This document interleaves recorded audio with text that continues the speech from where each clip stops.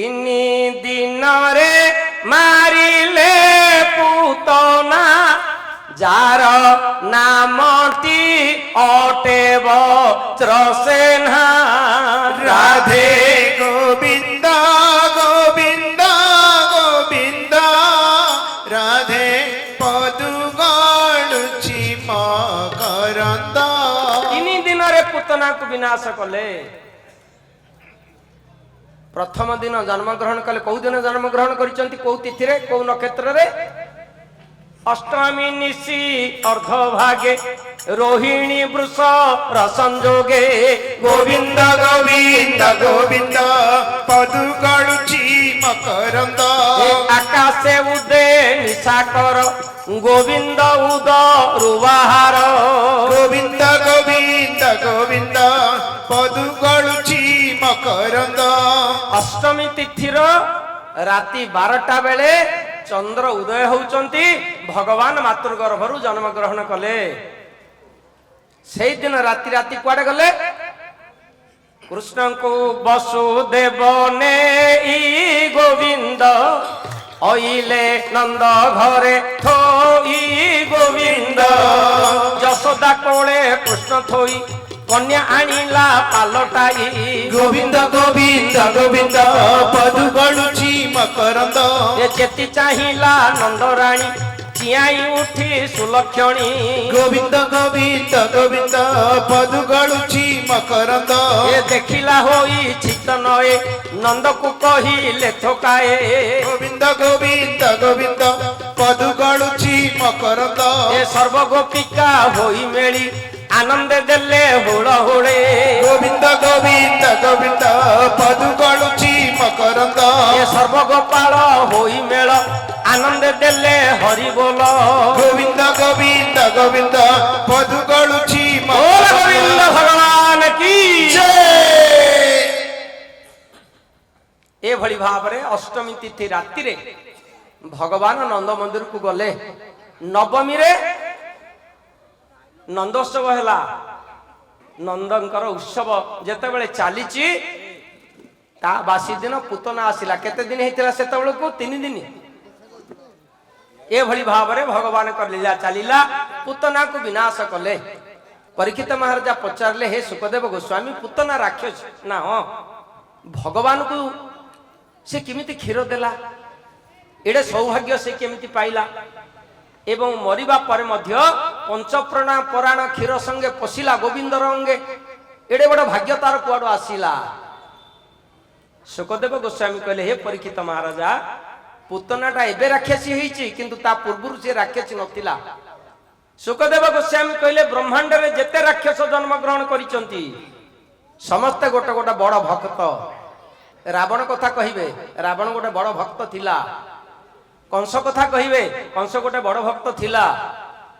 କୁମ୍ଭକର୍ଣ୍ଣ କଥା କହିବେ, ଗୋଟେ ବଡ ଭକ୍ତ ଥିଲା।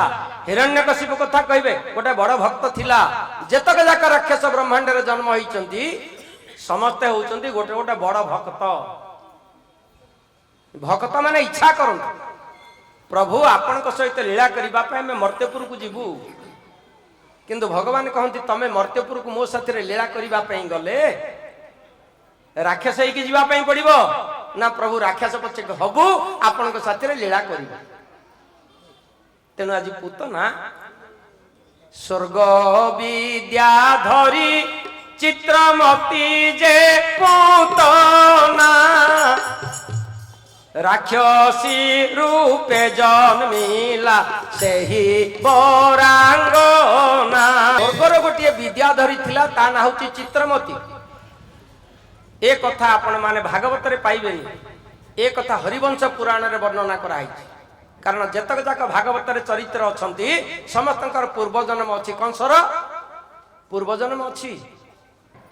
ଆଜି ଚିତ୍ରମତି ବିଦ୍ୟାଧରୀ ରାକ୍ଷସୀ ରୂପରେ ଜନ୍ମିଲା। ତାର କାରଣ ନନ୍ଦିନୀ ମା, ସ୍ୱର୍ଗର ଯିଏ ଗାଈ ଗୋମାତା, ସିଏ ଚରୁଥିଲେ। ତାଙ୍କର ପହ୍ନାକୁ ଗୋଟେ ଗୋଡିଟିଏ ମାରିଦେଲା ଜୋରକିରି। ପହ୍ନାରେ ଗୋଡିଟି ବାଜି ଯିବାରୁ ନନ୍ଦିନୀ ମା ଅଭିଶାପ ଦେଲେ। ଯେତେବେଳେ ନନ୍ଦିନୀ ମାଙ୍କର ପହ୍ନାକୁ ଗୋଟେ ଗୋଡିଟିଏ ମାରିଦେଲା ପୁତନା ବିଦ୍ୟାଧରୀ ଚିତ୍ରମତି, ନନ୍ଦିନୀ ମା ରାଗିଗଲେ ଏବଂ ଅଭିଶାପ ଦେଲେ, ମୋର ପହ୍ନାକୁ ଅଜ୍ଞାନରେ କଷ୍ଟ ଦେଲୁ, ମୁଁ ତତେ ଅଭିଶାପ ଦଉଛି, ଯୋଉ ଦିନ ତୋ କନ୍ୟା ତୋ ସ୍ତନରୁ କ୍ଷୀର ପାନ କରିବ କୌଣସି ପିଲା ତୋର ମରଣ ହବ। ଏଭଳି ଉତ୍କଟ ଅଭିଶାପ ଦେଲା ନନ୍ଦିନୀ ମା।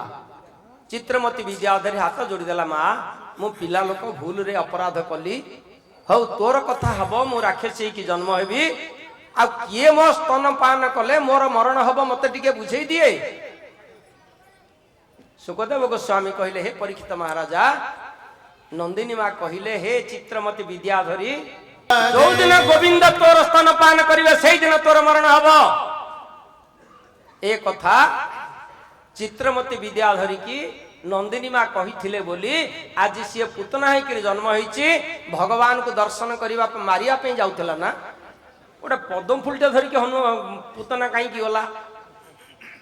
ଗୋଟେ ଅଦ୍ଭୁତ କଥା।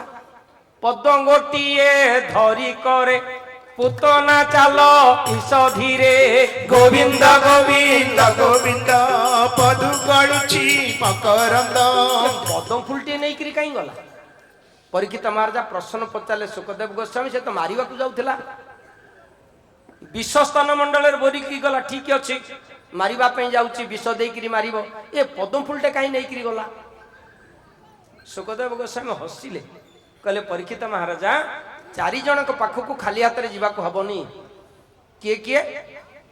ବାପା ମା ଅଛନ୍ତି ବାହାରେ, ପୁଅ ବିଦେଶରେ ଚାକିରି କରିଛି, କିମ୍ବା ବାହାରୁ ସିଏ ଆସିଲା, ବାପା ମାଙ୍କ ପାଇଁ କିଛି ନେଇକିରି ଆସିଥିବ, ରସଗୋଲା ଟିକେ ହଉ, ଗୋଲାପଜାମୁ ଟିକେ ହଉ, ଭଲ କଦଳୀ ଟିକେ ହଉ, କଣ ମିଠା ଟିକେ ହଉ, ବାପାଙ୍କ ପାଖରେ ଥୋଇଦବ, ମୁଣ୍ଡିଆଟିଏ ମାରିବ। ଇଏ ହଉଛି ପ୍ରଥମ। ଆଉ ଦ୍ୱିତୀୟ ହଉଛି ଗୁରୁଙ୍କ ଦ୍ୱାରକୁ। ଗୁରୁଙ୍କ ଦର୍ଶନ କରିବାକୁ ଗଲେ ଖାଲି ହାତରେ ଯିବାକୁ ହବନି, ମନେ ରଖ। ଗୁରୁଙ୍କ ଦ୍ୱାରକୁ ଗଲେ କଣ ହେଲେ ଉପହାର ଟିକେ ନେଇକି ଯିବ। 3 ହେଲା କନ୍ୟା ଦ୍ୱାରକୁ, ଝିଅ ଦ୍ୱାରକୁ ବାପା କିମ୍ବା ମା ଯିବେ, ଖାଲି ହାତରେ ଗଲେ କଣ ହବ? ତା ଶାଶୁ କହିବ। ଆଉ 4 ଭଗବାନଙ୍କ ପାଖକୁ ଯିବାକୁ ଖାଲି ହାତରେ ଯିବାକୁ ହବନି। କଣ ନବା? କିଛି ଟଙ୍କା ପଇସା, କାରଣ ଭଗବାନଙ୍କର ବଡ ଅଭାବ ଅଛି ତ, ଟଙ୍କା ପଇସା ଦେଲେ ବେପାର କରିବେ ନା ନାଇଁ? ନା କ୍ଷୀରି ଖେଚଡି ନେଇକି ଯିବା? ନାଇଁ, ଭଗବାନ ଖାଇ ନାହାନ୍ତି ତ କେତେ ଦିନ ହେଲା, ତେଣୁ କ୍ଷୀରି ଖେଚଡି ଟିକେ ନେଲେ ଭଲ କରି ଖାଇଦେବେ? ନାଇଁ, ଭଗବାନଙ୍କ ପାଖକୁ ଗଲେ ଉପଯୁକ୍ତ ମନଟିଏ ନେଇକିରି ଯିବ। ମନେ ରଖ, ଭଗବାନଙ୍କୁ 3ଟା ଜିନିଷ ଦରକାର। ଭକ୍ତ ମାନଙ୍କ ଠାରୁ ଭଗବାନ କଣ ଚାହାନ୍ତି? ମନ ବଚନ କର୍ମରେ ଯେ ମୋତେ ଭଜଇ, ଶ୍ରୀ ରାଧେ ଜୟ ରାଧେ ଜୟ ଜୟ ରାଧେ। ନିଷ୍କାମ କର୍ମ କରିଣ ଶରଣ ପଶଇ, ଶ୍ରୀ ରାଧେ ଜୟ ରାଧେ ଜୟ ଜୟ ରାଧେ। ଭଗବାନଙ୍କୁ 3ଟି ଜିନିଷ ଦରକାର ଭକ୍ତ ମାନଙ୍କ ପାଖରୁ। ଭଗବାନ ଅପେକ୍ଷା କରିଛନ୍ତି, ମତେ ଏଟା ଯିଏ ଦବ ମୁଁ ତାର ହେଇଯିବି। କଣ କଣ?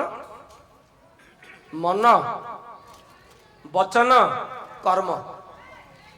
ଏ 3ଟା ଜିନିଷ ଭଗବାନଙ୍କୁ ଯିଏ ଦେଇ ପକେଇବ, ଭଗବାନ ତାର ହେଇଯିବେ। ନାରଦ ପଚାରିଲେ, ପ୍ରଭୁ, ଜଣେ ଯଦି ଶ୍ରଦ୍ଧାର ସହିତ ଏ 3ଟା ଜିନିଷ ଦେଲା, ଆପଣ କେମିତି ତାର ହେବେ? ନା ନାରଦ ଶୁଣିମ, ତା ହୃଦ କମଳ ହୁଏ ମୋହର ନିବାସ, ଶ୍ରୀ ରାଧେ ଜୟ ରାଧେ ଜୟ ଜୟ ରାଧେ। ସେ ହୁଇ ମୋର ପ୍ରଭୁ ମୁହିଁ ତାର ଦାସ, ଶ୍ରୀ ରାଧେ ଜୟ ରାଧେ ଜୟ ଜୟ ରାଧେ। ଭଗବାନ ତାର ଦାସାନୁଦାସ ହେଇଯିବେ। ଯଦି ମନବତନ କର୍ମକୁ ଏକାକାର କରି ଭଗବାନଙ୍କୁ ଡାକିବ, ତାହେଲେ ଭଗବାନ ତମ ପାଖରେ ହାତ ଯୋଡ଼ି ଆସିକିରି ପହଞ୍ଚିବେ, ଗୋଟେ ଉତ୍ତମ ପୁଅ ହେଇକିରି ତମର ସେବା କରିବେ। ଆଜି ପୁତନା ଭଗବାନଙ୍କୁ ଚିହ୍ନିଥିଲା ବୋଲି ପଦ୍ମ ଫୁଲଟେ ନେଇକିରି ଗଲା। ଚାଲନ୍ତୁ ଆଗକୁ ପଳେଇବା। ଭଗବାନଙ୍କର 3 ଦିନ ଗଲା, 4, 5, 7, 6, 7, 8। ଅନ୍ତୁଡ଼ି ଉଠି ଆରି ଦିନ আসি মিলিলে গোপী জন গোবিন্দ গোবিন্দ গোবিন্দ পদু গড়ুছি মকরন্দ এ অন্তুড়ি উঠি আরি দিন আসি মিলিলে গোপী জন গোবিন্দ গোবিন্দ গোবিন্দ পদু গଳୁଛି মকরন্দ এ আনন্দে দেই হুল হুলি গোবিন্দ পাশে যাই মিলে গোবিন্দ গোবিন্দ গোবিন্দ পদু গଳୁଛି মকরন্দ এ আনন্দে দেই হুল হুলি গোবিন্দ পাশে যাই মিলে গোবিন্দ গোবিন্দ গোবিন্দ পদু গଳୁଛି মকরন্দ समस्त गोपांगना माने आसिकी घेरी गले नंद महाराज पुरकू भगवान के निकट रे हुड़ होली देकरी आनंद रे वंदापना कले भगवान 8 दिन भगवान को गाधुआ पाधुआ कले खरा बाजिनी पिला देह रे 8 दिन हला घर भितर अछि तेनु खरा टिके कळ खरा रे नेकी सुआई देले कोठी खळा बाड़ी रे धान जो पटे रखुतले नंद महाराजा सेई खळा बाड़ी रे सगड़टिए थुआ हैची सेई सगड़ पाखरे गोटे लुगाटिए पकई देले ता ऊपर गोविंद भगवान को सोई देले बयस केते मात्र 8 दिन तेणु गोपांगना माने जशोदांक सहित मिसिक्री नृत्य गीत आरंभ कले नृत्य करंती गोप बाली आनंदे देई होळ होळे गोविंद गोविंद गोविंद पदु गळୁଛି मकरंद ए जशोदा माता संगे मिली नृत्य करंती गोप बाले गोविंद गोविंद गोविंद पदु गळୁଛି मकरंद आनंद रे नृत्य करने को लगिले गोपांगना माने भगवान का चतुर्पार्श्व रजा घर पुओ ना कौन आम घरे पुओटे हेले केते आनंद करूचे नहीं भगवान कर जन्म उत्सव रे प्रदीप प्रज्वलन करी आनंद रे नृत्य करूचंती गोपांगना माने जशोदांक सहित ए समय रे कंसर आज्ञा रे गोटे राक्षस आसिक पहुंचला ता ना कौन शकटासुर से सगड़ भीतर रुचि पड़िला मने मने विचार कला मु सुख रूप से सगड़ भीतर लुचिकी सगड़ गड़ेकरी चढ़ई देवी गोविंद जा फल गोविंद प्राण पलैब कंस मध्य मथुरा कटक अधे दब तेणु लुचिकी सगड़ भितर पशिला शकटासुर गोपांगना माने जशोदा सहित नृत्य कर चतुर्दिगरे कहीं ज्ञान भगवान ता आनंद शयन करिसंती प्रभु को देहरे टिके उषुम उषुम खराब आउची प्रभु घुंगुड़ी मारुचंती भगवान जानी पकैले निद्रा भाजंते नारायण गोविंद कांदी लोड़ंती माता स्तन गोविंद गोविंद गोविंद गोविंद गोविंद पदु गळୁଛି मकरंद गोविंद ये सकटे बाजी लापयर भाजी सकट हेला दूर गोविंद गोविंद गोविंद पदु गळୁଛି मकरंद ये सकटे बाजी लापयर भाजी सकट हेला चूर गोविंद गोविंद गोविंद पदु गळୁଛି मकरंद बोल गोविंद भगवान की जय जशोदा माता मने मने विचार कले किलो पिलाटा को गोटे दिन बाहर को आणले जे गोटे राक्षस आसिक मारी बचला आउ बाहर को नेबिनी घर भीतर लुचेकी रखिले किंतु कंस तो महाचतुर ना तृणावर्त को पठेला तृणावर्त अर्थ कौन तृण आवर्त ये घास गुड़ाक सब आकाश मार्ग रे उड़े खंडिया भूत चक्राकार रे से पवन को तपस्या करिकी तृणावर्त गोटे बर पाई पवन को तपस्या करी मु फुंकिले बात्या सृष्टि हब घर द्वार उड़ी पलैब एते शक्तिशाली बात्या से सृष्टि करि पारे कंस कहला तू टिके जा गोविंद को मारिबु तते राज्य अधे देवी या विचार करी तृणावर्त आसिला चक्र पवन रूप धारण करी भगवान अगणार शोइचंती आ जशोदा तो बाहर को नौ नांती ना अगणार शोइचंती चक्र पवन रूप धारण करी आकाश मार्ग को उड़े नहीं गला जेतेबेले भगवान एक कथा जानी पारिले भगवान तंटीटा को चिपी देले राक्षसर खसी पड़ला राक्षस सहित भगवान खसी पड़ले तळको तृणावर्त मला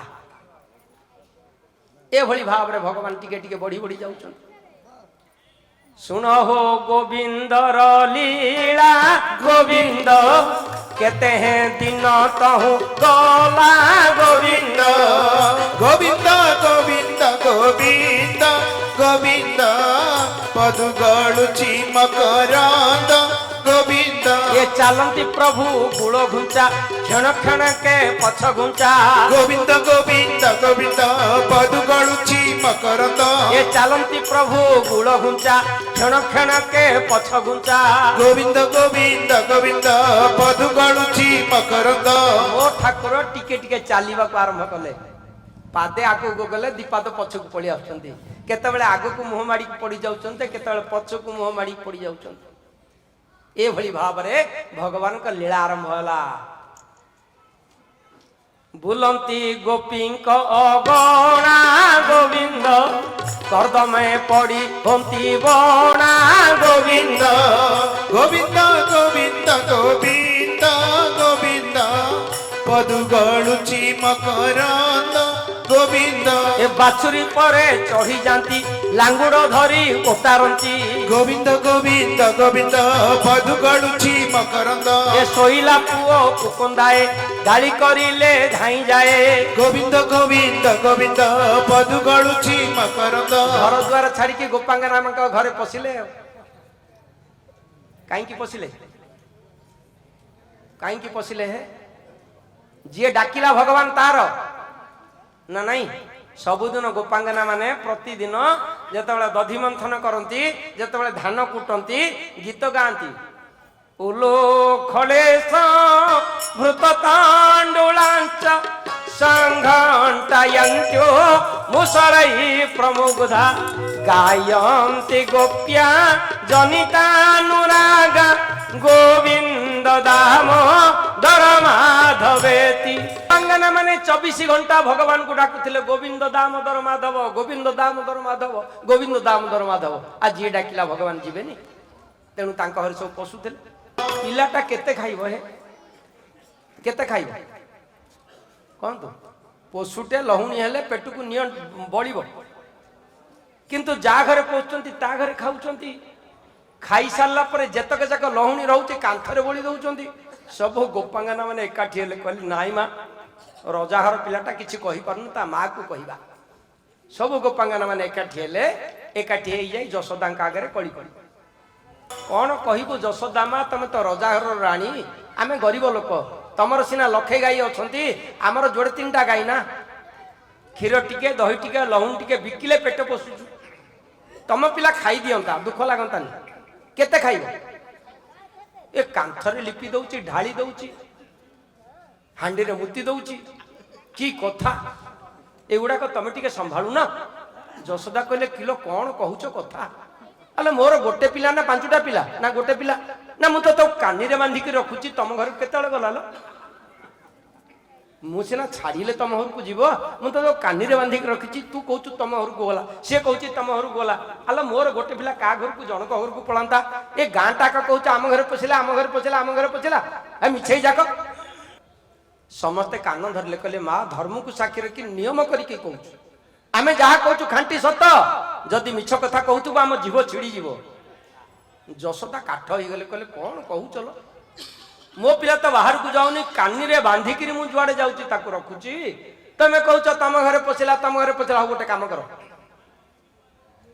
ମୋର ତମ ଉପରେ ବିଶ୍ୱାସ ନାହିଁ କେମିତି ବିଶ୍ୱାସ ହବ ଯଦି ମୋ ପିଲା ତମ ଘରକୁ ପଶିଲା ବାନ୍ଧିକି ରଖିବ ମତେ ଆସିକି ଡାକିବ ମୁଁ ଯାଇକି ଦେଖିବି ମୋ ପୁଅ ବନ୍ଧା ହେଇଛି ତାହେଲେ ମୁଁ ଜାଣିବି ମୋ ପୁଅ ଯାହା କ୍ଷତି କରିଛି 100 ଗୁଣ ଦେବି ସବୁ ଗୋପାଙ୍ଗନା ମୁଣ୍ଡ ହଲେଇଲେ କହିଲେ ଦେଖିଲ ଏଥରକ ଧରା ପଡିଯିବ ଇଏ କହୁଛି ମା ସତୀ କହୁଛି ମୋ ପୁଅ କାହା ଘରକୁ ଯାଉନି ଇଏ ସତ୍ୟା କହୁଛି ମୁଁ କାହା ଘରକୁ ଯାଉନି ଧରା ପଡିବ ଦେଖିବ ସମସ୍ତେ ସଜାଗ ହେଲେ ଦୁଆରେ ବସିକି ରାତିରେ ଜଗିଲେ ଶାଶୁ ବୋହୂ 2 ଜଣ ଯାକ ଦୁଆରେ ଜଗିଛନ୍ତି ଶାଶୁ ବାଡି ପଟେ ଜଗିଛି ବୋହୂ ଦାଣ୍ଡ ପଟେ ଜଗିଛି ଡକାଡକି ହଉଛନ୍ତି ଶାଶୁ ମା ଜଗିଛଟି ନା ହଁ ଜଗିଛି ଶାଶୁ ସିଆଡୁ ପାଟି କରୁଛି କିଲୋ ଘରେ ପଶିଲା କି ନା ନାଇଁ ତ ରାତି ଅଧରେ ଖଡ ଖଡ ଶୁଭିଲା ବୋହୂ ପାଟି କଲା ମା ନିଦ ହେଇଗଲା କି ନା ନାଇଁ ମା ନିଦ କାହିଁ ହେଇଯିବ ନା କଣ ଘରେ ଗୋଟେ ଖଡ ଖଡ ଶୁଭୁଛି ନା ବିଲେଇଟା କଣ ଖଡ ଖଡ କରୁଥିବ ବୋଲ ନା ନା ମୋର କାହିଁ ସନ୍ଦେହ ହଉଛି ମୁଁ ଇଆଡୁ ଦୀପଟା ଲଗେଇକି ଧରିକି ଯାଉଛି ତମେ ସିଆଡୁ ଦଉଡଟା ଧରିକି ଆସ ତେଣୁ ବୁଢୀ ତ ରାଗରେ ଅଛି ବୋହୂ ମଧ୍ୟ ରାଗରେ ଅଛି ବୁଢୀ ଦଉଡଟା ଧରିକି ବାଡି ଆଡୁ ଆସିଲା ବୋହୂ ଦୀପ ଲଗେଇକିରି ଦାଣ୍ଡ ଆଡୁ ଆସିଲା दीप लगाई कृष्ण को धरिले बांधी जशोदा आगरे कहिले राधे गोविंद गोविंद गोविंद राधे पदु गलुची मकरंद बुढ़ी दौड़ीटा धरिकी आछे बहुत दीपटा धरिकी जाउची आसिला बेलू कोन देखिले गोटे बाउंश खुंटी रे चढ़ी जाइछंती ठाकुर 3 वर्ष बयस बाउंश खुंटा को बाँ हाथ में भिड़िकी धरी पकईचंती डान हाथ में सरल लुण जाक खाऊचंती कि खाली मुहरे लगेकी तले पकई दउछन केडे कथा कलल ध ध कहिकी साचु माडी बचिला बहु दौड़ीटा को धरिकी गोड़ठू बेक पर्यंत गुड़े गुड़े जोड़े गंटी कसिकी भिड़ी देला आज धरा पड़िबो ये सतिया केड़े सतिया ता माँ केड़े सती बहु माँ तमे जगी तो गंठीटा को धरी तो दीपटा लगिला मु जाउची ता माँ को आज डाकी आनी माँ बेल गुड़े कहूला परा घरे पशिले बांधिकी रखियो मते डाकिबो डेई पड़ला दांडू को किए अच्छलो बेगे बाहर सब गोपांगना मैंने बाहर पड़ले कौन है लो ना मु बांधीची ना क्या बांधु ना कानू को ना चाह ना माँ पाख जा गाँटा को एकाठी हेले गोपांगना मानकर जीतापट होईची ना नहीं माँ तो कहला बांधिकी रखिबो आमे बांधिकी आसचु बेगे बाहर आज कथाटा धरा पड़ी जीवो जशोदा शोईचंती आराम रे रजाघर राणी गोटे पटे बलराम शोईचंती गोटे पटे कान्हू शोईचंती बलराम गोड़ुटी पकेकी शोईचंती माँ ऊपर कान्हू हाथटी पकेकी शोईचंती जशोदा विचार कला केडे जोर रे पार्टी करूचंती कौन घटना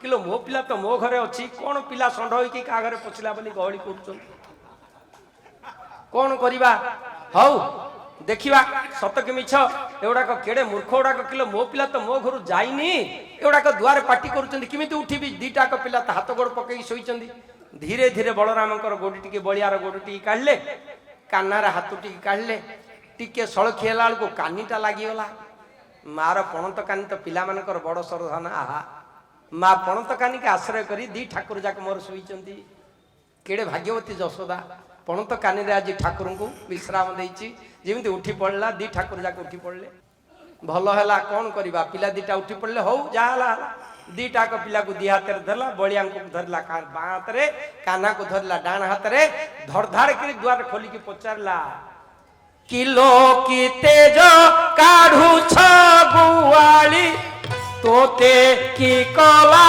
मोरब नमाली राधे गोविंद गोविंद गोविंद राधे पदु गलुची मकरंद डाण हाथ तो कृष्ण को धरते देखे कि कहले अल कौन पाटितुंड करूच कौन टेम्पर देखौ चलो मो पिला तो मो घरे अच्छी मो पिला तुम कौन कला सबु गोपांगना मैंने जी चाहिए जशोदा बाँ डाण हाथ में कान्हू को धरी सबू पचारे किलो तू बांधिकी आसुटी ना हाँ ना ता घर कौन ता पिला ना आ गोटे पिला रखी मु बांधिकी आसवाटा कौन मिछ ना मु अंध अल मत दिशलानी मो माँ को दिशलानी शाशु मध्य कहले बांधे बांधे दी जन आक मिसिकी बांधु ना ताला ता पिला तो ता घर अच्छे तू क्या बांधुल ना आसुन देख सत मिछ जना पड़ज समस्ते धाइले चा देखा क्या बांधीचु तू दुआर आसिक पहुंचला बेलू घर अंधार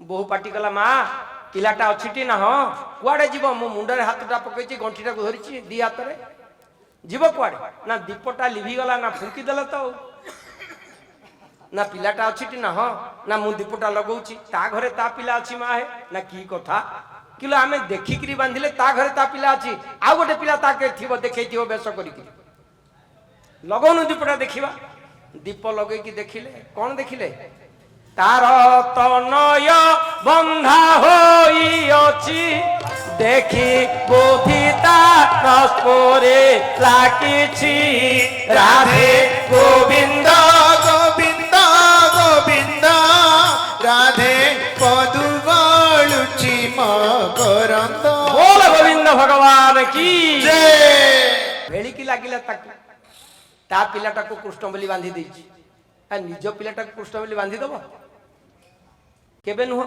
जदि भगवान बंधा होइतिले गले किमिति सेई भागवत रे अछि गोपी के गोविंद गोटिए स्वर्गे देखंती देवताए गोविंद गोविंद गोविंद पदु गलुची मकरंद ए आनंदे देई होळ होळी स्वर्गे नाचंती देववाले गोविंद गोविंद गोविंद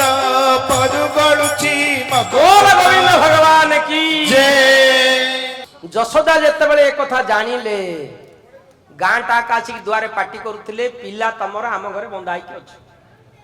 ଯଶୋଦା କଣ ବିଚାର କରିଥିବେ କହ ତ? କଣ ବିଚାର କରିଥିବେ?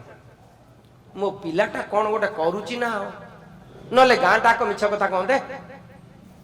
ଜଣେ ମିଛ କଥା କହିଦବ, ଏ ଗାଁ ଟାକ ମିଛ କଥା କହିବେ କେବେ ନୁହଁ। ପିଲାଟାର ବୋଧେ ପେଟ ପୁରୁନି, ସେଇଥିପାଇଁ ୟା ଘରେ ତା ଘରେ ପଶିକିରି ଖାଉଛି। ଆଜି ମୁଁ ନିଜେ ଦଧି ମନ୍ଥନ କରିବି, ମୋ ପିଲାକୁ ପେଟେ ଖୁଆଇବି, ଲହୁଣୀ ଦେଖିବା କାଲିକି କଣ କରୁଛି। ତେଣୁ କଣ କଲେ, ବାମ ଦକ୍ଷିଣ ବେନି କରେ ଦଧି ମନ୍ଥଇ ଶେଷ ଧୀରେ। ଗୋବିନ୍ଦ ଗୋବିନ୍ଦ ଗୋବିନ୍ଦ ପଦୁ ଗଳୁଛି ମକରନ୍ଦ। ଗୋଟେ 4 ହାତ ଲମ୍ବାର ଗୋଟେ ଦଣ୍ଡରେ ଗୋଟେ ଖୁଆ ଲାଗିଛି, ଗୋଟେ 4 ହାତ ଲମ୍ବାର ଦଉଟେ ବନ୍ଧା ହେଇଛି ତା ଦେହରେ, ଏବଂ ଗୋଟେ 1.5 ହାତ ଉଚ୍ଚର ଗୋଟେ ହାଣ୍ଡିରେ ଦହି ରଖିକିରି ଯଶୋଦା ଗୋଟେ ପାଦ ଆଗକୁ ପକେଇ ଦେଇଛି, ଗୋଟେ ପାଦ ପଛରେ ଅଛି, ବୀର ଭଳିଆ ଦଧି ମନ୍ଥନ କରୁଛି।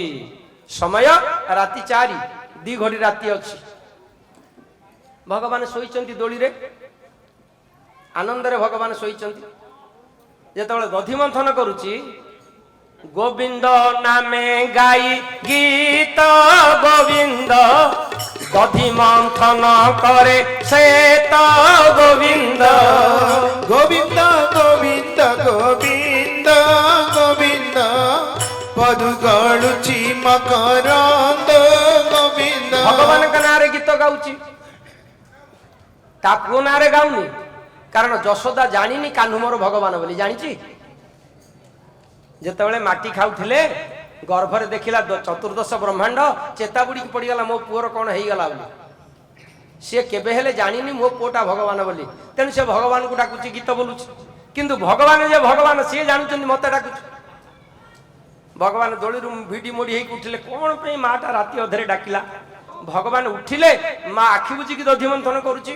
ଗୋବିନ୍ଦ ଦାମ ଦର ମାଧବେତି, ଗୋବିନ୍ଦ ଦାମ ଦର ମାଧବେତି, ଗୋବିନ୍ଦ ଦାମ ଦର ମାଧବେତି, ଗୋବିନ୍ଦ ଦାମ ଦର ମାଧବେତି। ଭଗବାନଙ୍କୁ ଡାକୁଛି, ଦଧି ମନ୍ଥନ କରୁଛି। ଭଗବାନ କହିଲେ, କାହିଁ ମତେ ସକାଳଟାରୁ ଡାକିଲା ହେ ମାଟା? କିରେ ଆଖି ବୁଝିଛି ମତେ ଡାକୁଛି? ଟିକେ ଚାହିଁଲେ ମୁହଁକୁ, ମା ଆଖି ବୁଝି ଦେଇଛି। କହିଲେ ନା, ଏ ଖୁଆ ଦଣ୍ଡଟା ବୁଲିବାରୁ ସେ ଆଖି ବୁଝିଛି, ମତେ ଡାକୁଛି, ମୁଁ ଆସିଲିଣି, ମତେ ଧରୁନି କୋଳରେ, ୟା ବୋଲି ଧରି ପକେଇଲେ ଖୁଆ ଦଣ୍ଡଟାକୁ। ଆଜି ଯେତେବେଳେ ମା ପାଖରେ ପହଞ୍ଚି ଗଲେ, ଖୁଆ ଦଣ୍ଡଟାକୁ ଧରି ପକେଇଲେ, ଯଶୋଦା ବିଚାର କଲା, ଦଣ୍ଡଟା କଣ ଅକଳ ହେଇଗଲା କି? ଦୌଡ଼ି ଉପରେ ଦୌଡ଼ି ଚଢିଗଲା କି? କଣ ହେଲା ଲୋ, କାହିଁ ଖୁଆ ଦଣ୍ଡ ବୁଲୁନି? ବୋଲେ ଟିକେ ଦରାଣ୍ଡି ଦେଲା। ଅନ୍ଧାରିଆଟା ତ ଅଛି, କାଳି ଅନ୍ଧାରଟା। ରୂପ କେମିତି ଭଗବାନଙ୍କର? କାଳିଆ ବର୍ଣ୍ଣ, ଚୋରି କରି ଖାଇବା ପାଇଁ କାଳିଆ ବର୍ଣ୍ଣ ହେଇକି ଜନ୍ମ ହେଇଛନ୍ତି। ଅନ୍ଧାର ଘର ଭିତରେ କିଏ ଜାଣିପାରିବେନି, ଚିହ୍ନି ପାରିବେନି, ପର ଘରେ ପଶିକି ଚୋରି କରିବାକୁ ସୁବିଧା ହବ। ସେଇଥିପାଇଁ ଭଗବାନ କାଳିଆ ହେଇକି ଜନ୍ମ ହେଇଛନ୍ତି, ଲୀଳା କରିବା ପାଇଁ। ଚୋର ଚୋର ବୋଲି ଡାକିଲେ କୁଆଡେ ଭଲ ଲାଗେ ଭଗବାନଙ୍କୁ। ବ୍ରଜେ ପ୍ରସିଦ୍ଧ ନବନୀତ ଚୌରମ ବ୍ରଜାଙ୍ଗନାନାଂ ଦୁକୁଳୈକ ଚୌରଂ ଅନେକ ଜନ୍ମାର୍ଜିତ ପାପ ଚରଂ ଚୌରାଗ୍ରଗଣ୍ୟଂ ପୁରୁଷଂ ନମାମି। ଏ ମନ୍ତ୍ରଟା ପଢିକିରି ରାତିରେ ଯଦି ଘରେ ଶୋଇଲ, ଦୁଆର ମେଲା କରିଦେଲେ ମଧ୍ୟ କୁକୁର ବି ପଶିବନି, ଚୋର କଥା ଛାଡ। କାହିଁକି? ଇଏ ବ୍ରହ୍ମାଣ୍ଡର ସବୁଠୁ ବଡ ଚୋର କିଏ? ବ୍ରଜେ ପ୍ରସିଦ୍ଧ ନବନୀତ ଚୋରଂ ବ୍ରଜାଙ୍ଗନା ଦୁକୁଳୈକ ଚୋରଂ ଅନେକ ଜନ୍ମାର୍ଜିତ ପାପ ଚୋରଂ ଚୌରାଗ୍ରଗଣ୍ୟ। ଇଏ ବ୍ରହ୍ମାଣ୍ଡର ସବୁଠୁ ବଡ ଚୋର ହେଲେ ଭଗବାନ। ତେଣୁ ଏ ମନ୍ତ୍ରଟା ପଢିଲେ ଆଉ କୁକୁରକୁ ଘରେ ରଖିବା ଦରକାର ନାହିଁ। ଆଉ ମନେ ରଖ, କୁକୁର ଯାହା ଘରେ ରହିବ, ଇଏ ହଉଛି ବେଦ ବାକ୍ୟ, ତା ଘରକୁ ପିତୃପୁରୁଷ ମାନେ ଆସିବେନି। ମନେ ରଖ, ଇଏ ହଉଛି ବେଦ ବାକ୍ୟ। ଯଦି କୁକୁର ଘରେ ରଖିବ, ଆଉ ଶ୍ରାଦ୍ଧ ଦେଲେ ବାପା ମା ପାଇବେନି, ଆଉ ଦିଅନି ଶ୍ରାଦ୍ଧ। ମନେ ରଖ, ଇଏ ହଉଛି ବେଦ ବାକ୍ୟ। ବ୍ରହ୍ମ ସଂହିତାରେ ଏକଥା ବର୍ଣ୍ଣନା କରିଛି, ଯୋଉମାନେ ଘରେ କୁକୁର ରଖନ୍ତି, ଯୋଉ ଘରେ କୁକୁରର ପାଦ ପଡେ, ଯୋଉ ଘରେ କୁକୁରର ଲୋମ ପଡେ, ଯୋଉ ଘରେ କୁକୁର ଝାଡା ପରିସ୍ରା କରେ, ସେ ଘରକୁ ପିତା ମାତା ମାନେ ଆସନ୍ତିନି।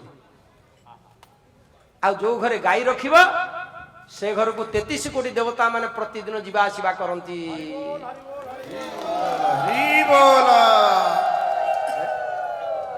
ଓଡ଼ିଶାର ପ୍ରଥମ ଆଧ୍ୟାତ୍ମିକ ୟୁଟ୍ୟୁବ୍ ଚ୍ୟାନେଲ୍ ମୁକ୍ତି ମନ୍ତ୍ର ସତ୍ୟାଶ୍ରମକୁ ସବସ୍କ୍ରାଇବ୍, ଲାଇକ୍ ଏବଂ କମେଣ୍ଟ ଦିଅନ୍ତୁ।